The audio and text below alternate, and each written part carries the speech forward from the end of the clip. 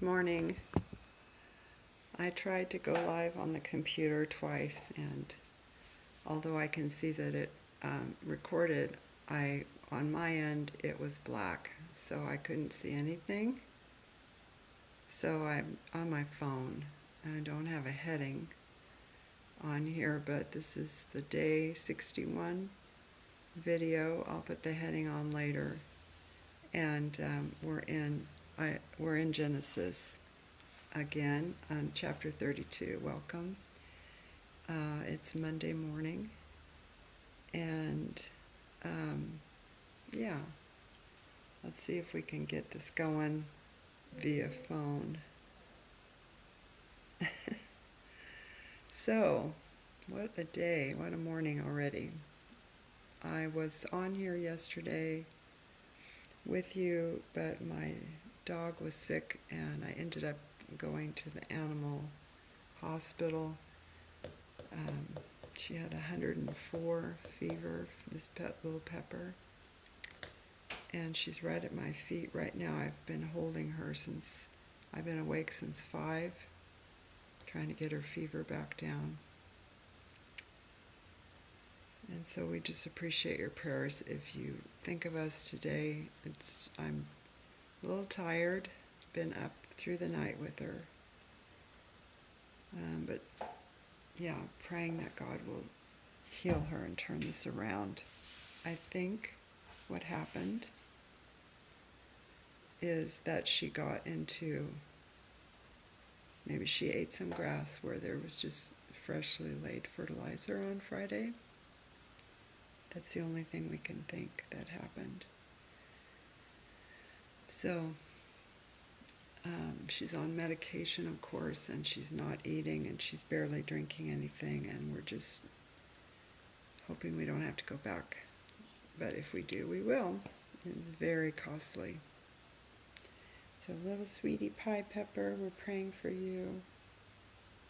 Love you.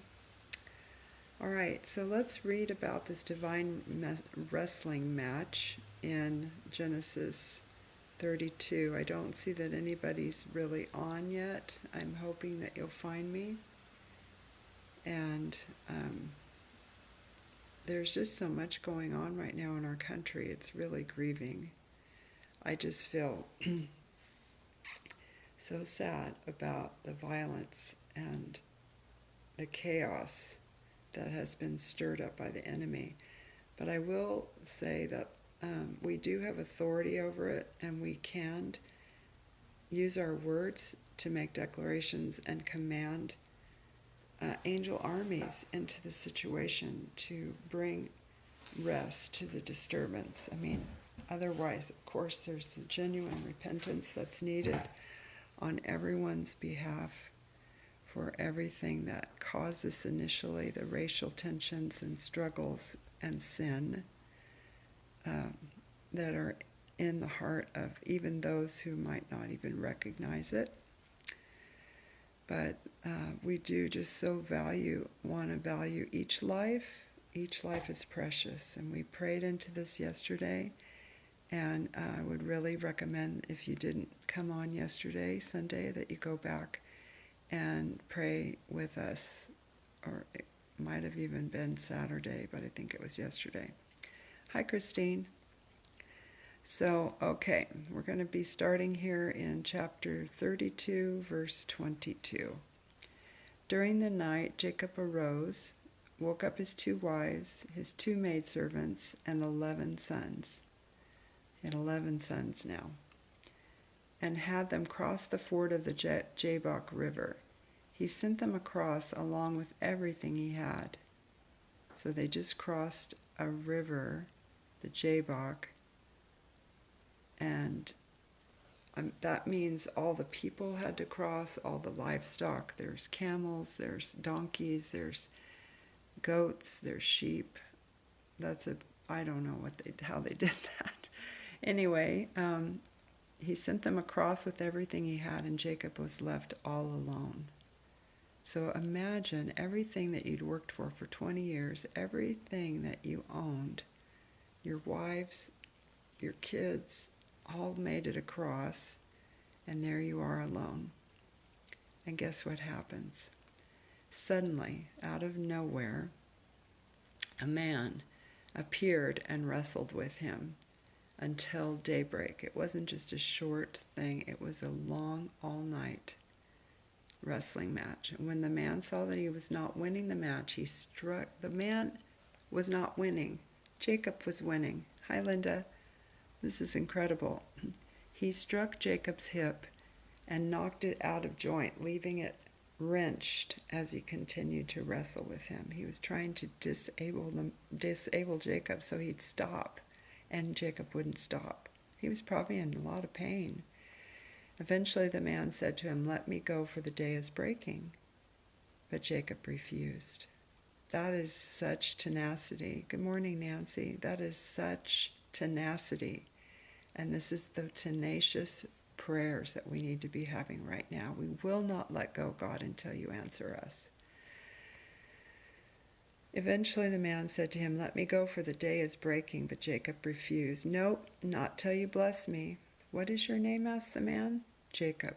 Of course, the man was God in human form, and he knew exactly who Jacob was.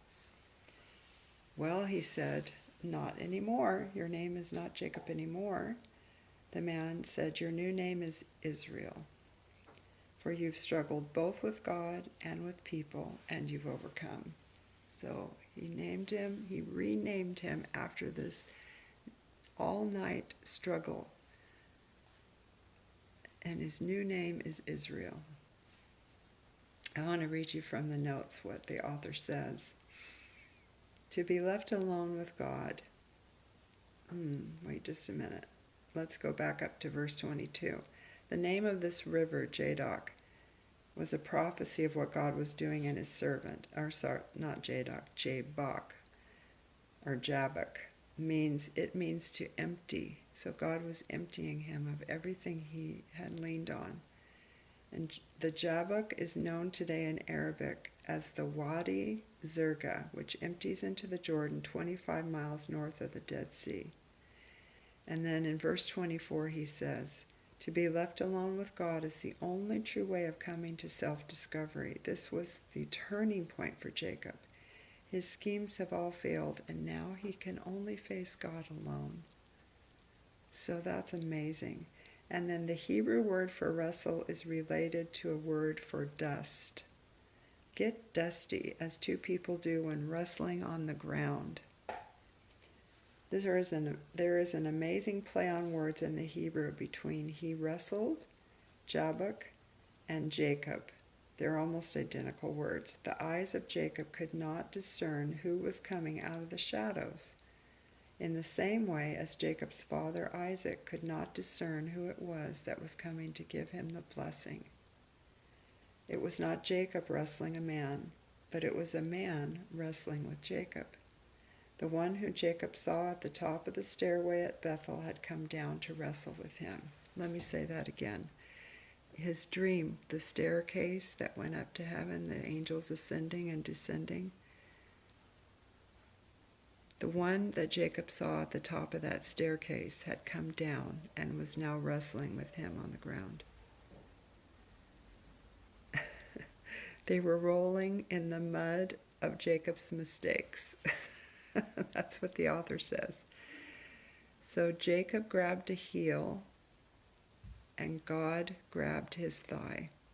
Through these private encounters with the Lord, he says, we become those whose names have been changed into humbled, transformed ones who are subdued by the power of God.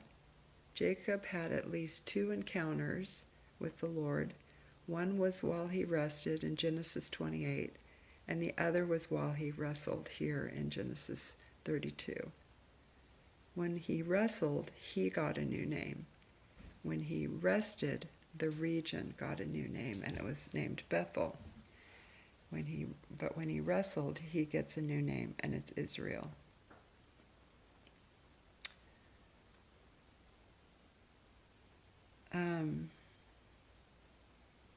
You've struggled with God and with man, and you've overcome. What a thing to tell someone, right?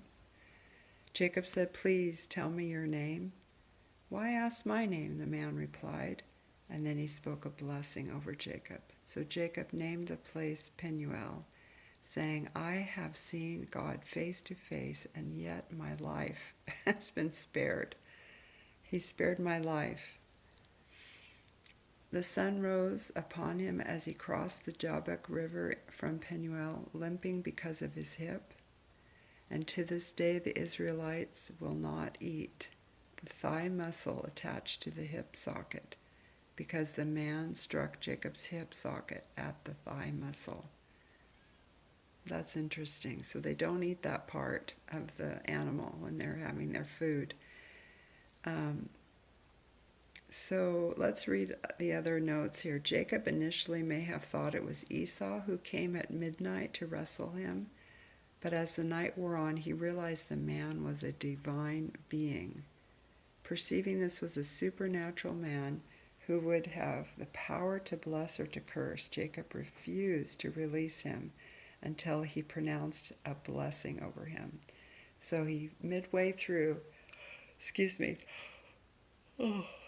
figured out that it was not Esau, his brother, but it was a divine being who had the power to either bless him or curse him, and he wasn't about to let go until he got the blessing.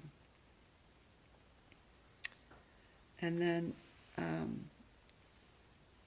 the question when God said, "What is your name?" the author, Brian Simmons, says, "This is a strange question because God knew his name. God touched not only his thigh, but also his slumbering conscience. In asking this question, Jacob's imagination took him back over 20 years to the dark tent where his blind, aged father had faced him with the same question. I am Esau, and he got away with it. Now the Lord had come to Jacob, insisting he acknowledge that he was the one who took advantage of his father and his brother. Jacob means heel, grabber, or supplanter. The Lord was insisting that his blessings would only begin when Jacob realized the true need of his heart. By speaking out his name, Jacob confessed his true nature. He says, I'm a heel grabber. You know who I am. I'm a deceiver. I'm a cheat. This confession liberated Jacob and opened the way for inner transformation. Jacob was forgiven when he was given his name, Israel. And do you know what Israel means? Israel, the name means one who struggled with God and prevailed. May God preserve. It also means prince with God. So he had earned his Taekwondo belt and became a prince with God. Hi, Snoopy. And so he was, he grabbed the wrestler's heel. That's so interesting. Hey, do you want to go outside? Now Snoopy's coming. There you go. Want to go outside, buddy? What do you guys think about all this?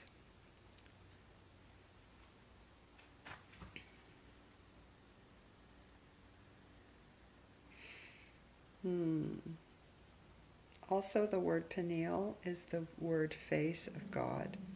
8 times in the Old Testament, it is spelled Penuel.